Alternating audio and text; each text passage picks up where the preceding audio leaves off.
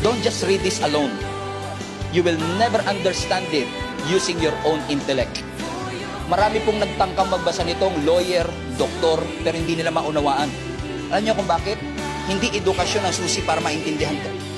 Kasi may mga kilala ko hindi nakatapos ng pag-aaral pero iba ang pagkaunawa nila rito.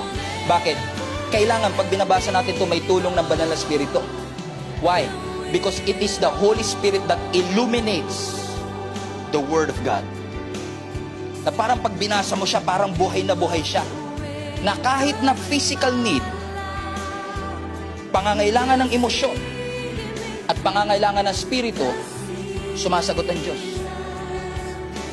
Balik mo yung verse, hindi nila ako mag-gets. Physical, pastor? Yes. Ano sabi ng scripture? The word of God is alive and active, alive and powerful. It is sharper than the sharpest two-edged sword, cutting through between the soul and the spirit. Asa ng physical, pastor? Hindi pa tapos eh. Between the joints and marrow. That's physical. Asa ng soul? Between the soul and between the spirit. Hey! Physical, emotional, and spiritual need, all are being addressed by the Word of God. And this Word of God exposes the innermost thoughts and desires. Ibig sabihin, every time you read the Word, mga kapatid, it illuminates.